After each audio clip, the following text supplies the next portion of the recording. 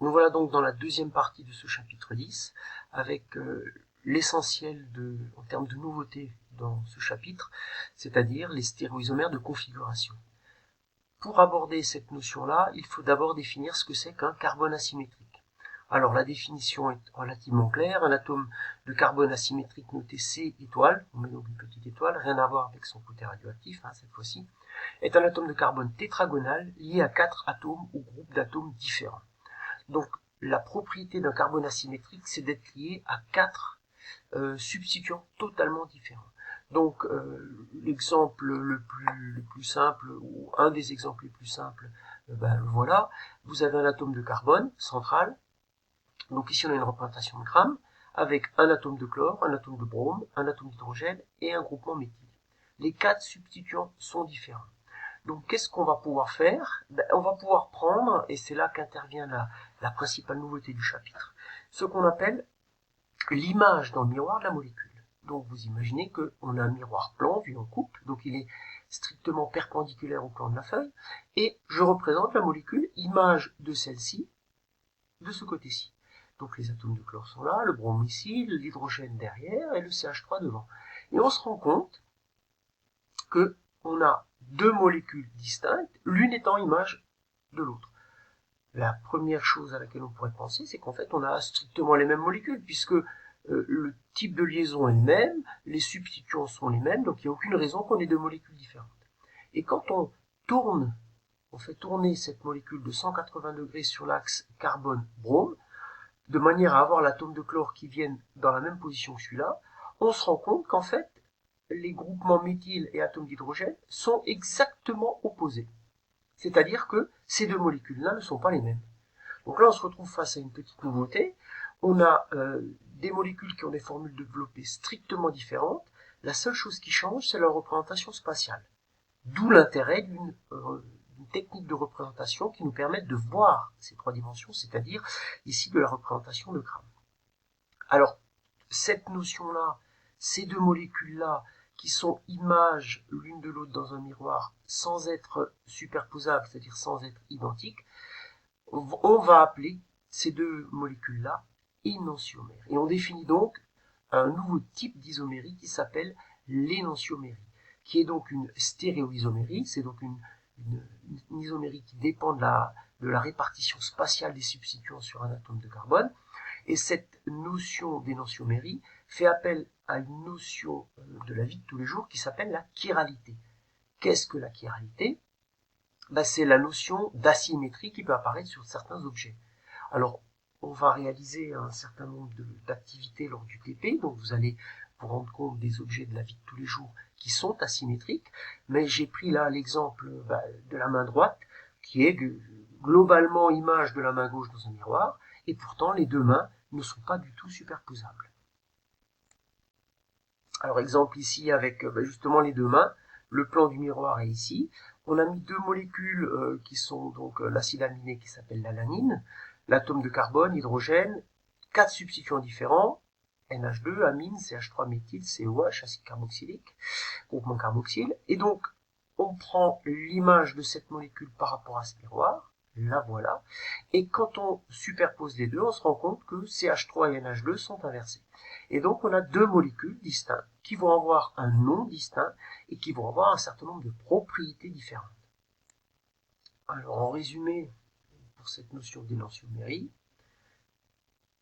deux molécules chirales sont énantiomères. Je le rappelle, la chiralité est une notion qui n'a rien à voir avec la chimie, c'est simplement le fait que les objets images l'un de l'autre ne sont pas superposables. Donc deux molécules chirales sont énantiomères. Un mélange concernant deux énantiomères en proportion égale est appelé mélange racémique.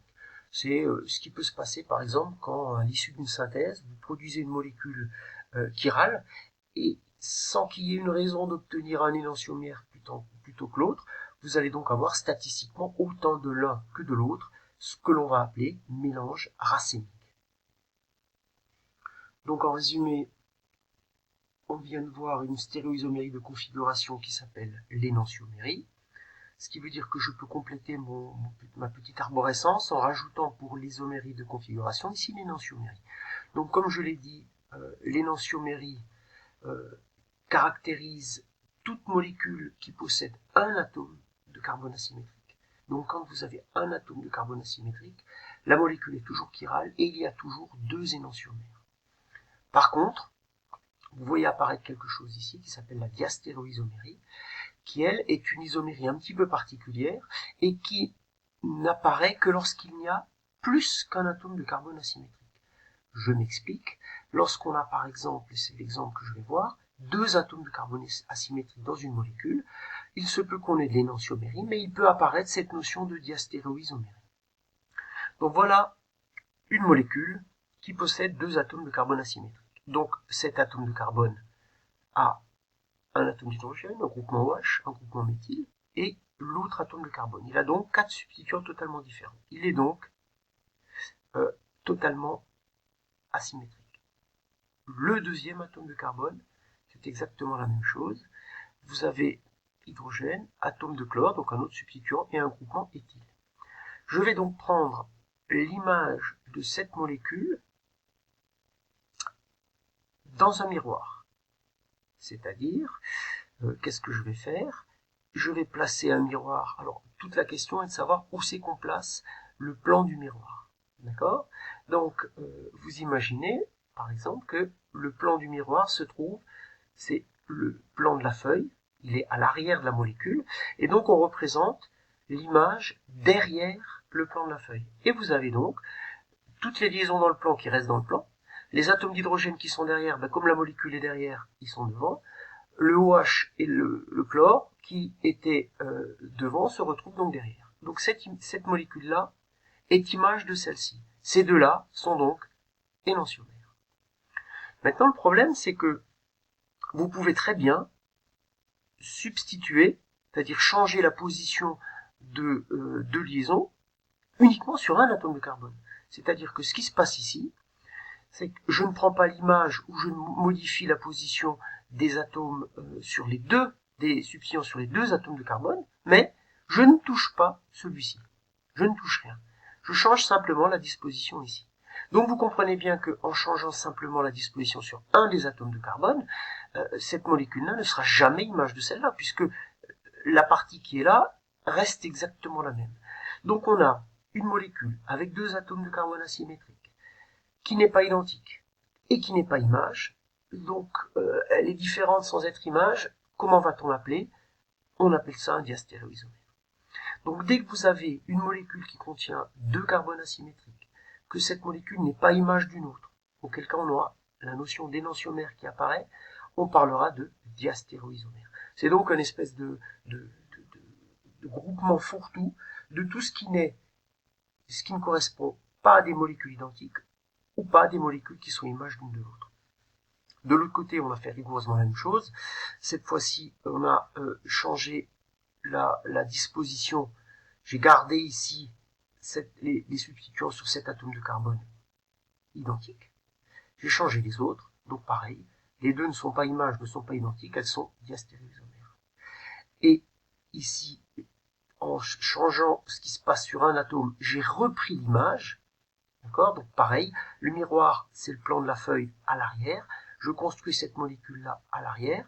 J'ai donc celle-ci, celle-là et celle-là sont images strictement non superposables, elles sont énantiomères.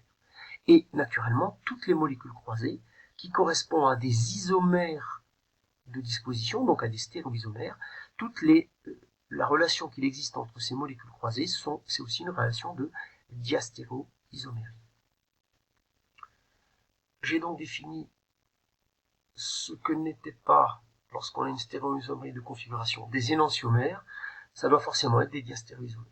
Donc en résumé, énantiomère, un atome de carbone asymétrique, diastéréoisomère, il faut qu'il y ait au minimum 2 atomes de carbone asymétrique dans la molécule.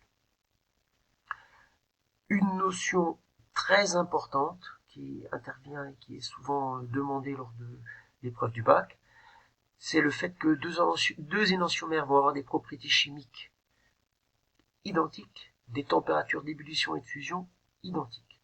Par contre, des diastéréoisomères vont avoir des propriétés chimiques, des températures d'ébullition et de fusion totalement différentes. Donc ça, c'est vraiment à retenir. Dans la fin du chapitre, je vous ai présenté notamment les acides aminés, qui sont des acides qui présentent un rôle très important et fondamental en biochimie. Donc sur chacun des acides aminés, vous avez un atome de carbone asymétrique. Il se trouve ici, il se trouve ici, il se trouve ici, il se trouve ici. Et comme il y a un atome de carbone asymétrique et qu'il n'y en a qu'un seul, chacun de ces acides aminés a donc un énantiomère, c'est-à-dire une molécule qui est son image dans le miroir sans en être superposable. La notion de molécule à deux atomes de carbone asymétrique, on vient de le voir. Donc là, j'ai résumé ce que j'ai fait tout à l'heure sur la petite palette graphique. Et on arrive à la dernière notion, qui est ce qui figure ici, l'importance de la chiralité dans la nature. Alors, les deux énantiomères ont donc propriétés physiques et chimiques différentes, mais vont avoir une fonctionnalité légèrement différente. Alors, l'importance de la chiralité et de molécules chirales, donc d'énantiomères, est surtout visible notamment sur ce qu'on appelle des cibles biologiques, c'est-à-dire la manière dont la molécule va réagir avec une cible.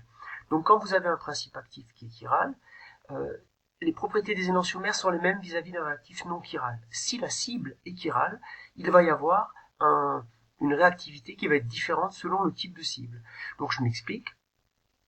Vous avez une cible biologique qu'on appelle cible biologique A, seul le principe actif chiral qui correspondra exactement à la cible va avoir des effets. Par contre, l'énantiomère n'aura aucun effet sur cette première cible. Il aura lui un effet sur une deuxième cible. Alors si je rajoute la différenciation qu'on peut faire entre deux énantiomères, donc là par exemple on est sur l'odeur, donc ce sont des molécules qui vont se fixer sur des capteurs. Les deux énantiomères ont pas du tout, donc les deux énantiomères du limonène, il y en a un qui a l'odeur d'orange, l'autre l'odeur du pain, de la térébenthine. L'asparagine a un goût sucré pour un énantiomère et un goût amer pour l'autre. De même que la L-Dopa, qui est utilisée dans le traitement de Parkinson, un énantiomère est un médicament et l'autre est absolument toxique. Et je peux encore vous montrer un certain nombre de molécules qui sont chaque fois avec un atome de carbone asymétrique. L'un des énantiomères est totalement, c'est celui qui est en vert, totalement utile et a un usage médical. Par contre, celui qui est en rouge est toxique, dangereux, voire mortel. Donc en résumé, on se rend compte que la notion d'énantiomérie permet de comprendre que l'orientation spatiale et la répartition spatiale des liaisons dans une molécule a son importance en termes de représentation, de bien comprendre que ce ne sont pas les mêmes molécules, et l'application directe de tout ça, c'est qu'on retrouve des molécules avec un atome de carbone asymétrique, qui sont donc énantiomères, et qui vont avoir des effets totalement différents. Donc cette notion n'est pas juste cosmétique, c'est vraiment quelque chose d'important en chimie, de comprendre que l'énantiomérie engendre des réactivités différentes sur des capteurs biologiques. Et voilà donc la partie 2 de ce chapitre 10 qui est terminée.